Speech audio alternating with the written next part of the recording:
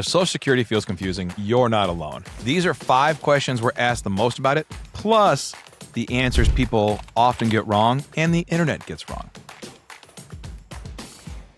So number 1, what's the best age to claim Social Security? Here comes the most contested thing we ever talk about on the podcast. You can start benefits at age 62, but claiming early does permanently reduce your monthly check by about 25 to 30%. Compared with waiting until full retirement age. Full retirement age is 67 for anyone born in 1960 or later. That's when you can receive 100% of your calculated benefit without any reductions. And even that number, it's a misleading thing, right? They set the age they'd like you to take retirement, full retirement age. If you wait till then, you get what they call 100% of your calculated benefit. However, if you wait till age 70, you get an additional 8% per year. So wouldn't we say age 70 is the maximum, optimal, highest income? It depends on your retirement strategy altogether, but you can start claiming as early as 62. I've often been quoted as saying a check that clears is better than checks that are promised. And so there may be part of you that says, what if I start taking it at 62? If you're still working, there's issues with that. If you're not working, then you can take it. So that's the age range, 62 to age 70. So there is no universal right answer. Claiming early gives you money now. Waiting gives you more money later. The real question is, which trade-off fits your life? Number 2, can you work while collecting Social Security and do you actually lose benefits? Yes, you can work while collecting Social Security. If you're under your full retirement age, there's an earnings test that applies. In 2026, benefits are temporarily reduced if you earn more than $24,480. So basically, you can earn up to $24,480 and collect your Social Security benefits if you're under full retirement age. No problem. If you earn more than that, $24,480, they withhold $1 of Social Security for every $2 you earn above the limit, or $1 for every $3 in the year you reach your full retirement age. Basically, it's just this. It's a calculation for them to withhold money from your Social Security if you don't wait till full retirement age. Now, here comes the myth buster. Those withheld benefits are not completely lost. Once you reach full retirement age, Social Security recalculates your check upward to credit you for the month's benefits you were withheld. So it's a little confusing, but here's how it works. They basically say, once you reach full retirement age, how much do we keep back? How much do we pull back because you were earning? And then they take it and they calculate over your life expectancy. We'll throw in a couple more bucks a month to give you your money back. So people often hear, I'm going to lose my benefits if I work and panic. It's actually more like a delay, not a penalty. So if you go over the earnings limit, they withhold Social Security from you. You will get it back as long as you live long enough to get it back. So understand that there is this payback, but it's going to be stretched out over what they consider your life expectancy to be. So hopefully you get it all back.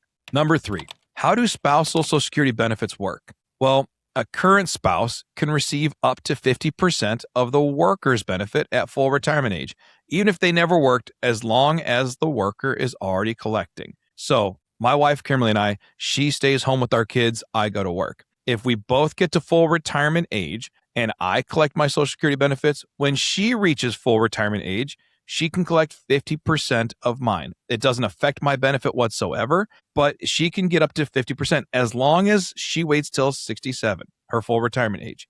Well, what happens if you take it early? If I take it early, my benefit's reduced. If she takes it early, her benefit's reduced. So it's 50% less that early withdrawal. So that's how it works. Claiming spousal benefits before full retirement age will permanently reduce the amount, just like claiming your own benefit reduces it. What happens with divorced spouses? You can also qualify. If you're divorced, you can collect Social Security spousal benefits on your ex's work record, even if your ex hasn't filed for Social Security yet. That's different from current spouses where the worker must already be collecting. So if we're married, I have to be collecting for you to get a spousal benefit. If we're divorced, I don't have to be collecting for you to get the benefit. That's kind of a nice thing because you don't want that to be a point of contention or a point of leverage in a divorce that, you know what, I'm not taking benefits, so she can't get it, right? They just say, you know what, we don't expect you guys to get along in retirement and deal with this if you're divorced. So it doesn't matter if you're receiving it or not, I can still get my own Social Security benefits. That's nice. Here's the divorced spouse rules, though, as it relates to Social Security. Number 1, were you married at least 10 years? If you're married at least 10 years and you're 62 or older and you're not currently remarried, your ex is eligible for Social Security.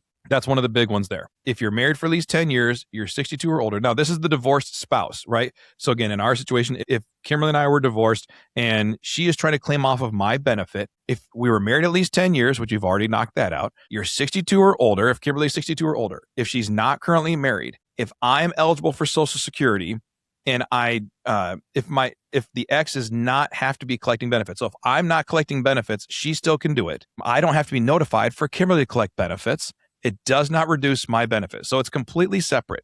So if she goes in, she knows that I'm 62 or older, she's 62 or older, and she wants to go collect it. She can go collect it. I don't get notified. It doesn't affect my benefit whatsoever. She can just take that. So that's how it works. So if you're married for 15 years, divorced at 50, it works. You can make this thing work. Another one that people forget about, though, if you're remarried, you can't get it. So it's for the divorced spouse who has not remarried. So that's how the divorced spouse rules work.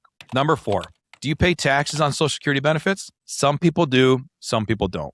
Whether Social Security is taxed depends on your total income, not just the benefit itself. Up to 85% of benefits can be taxable, but that number only refers to how much may be counted as taxable income. People hear 85% taxable and they think that Social Security is going to get crushed, but that's not what's happening.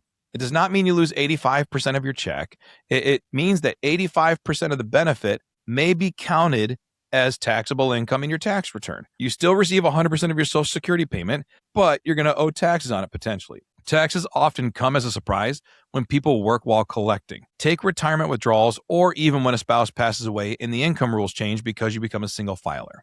At the end of the day, Social Security can be tax-free, but it's not automatic. It's also not as heavily taxed as people fear. Number 5, is Social Security really running out of money? The trust fund faces long-term funding issues, but benefits are not disappearing. Even without changes, payroll taxes would still cover most of the benefits, somewhere between 77 and 81%. It's more nuanced than the headline suggests that Social Security is disappearing. If this is confusing, and it feels like it is, people are concerned about it, is it going to run out of money? We recorded a video about this, put it out last week. It covers all the details about will it or will it not be there for me. Go back, watch that video. It'll help you really understand where the Social Security Trust Fund sits now and how much I can expect it to pay out in the future.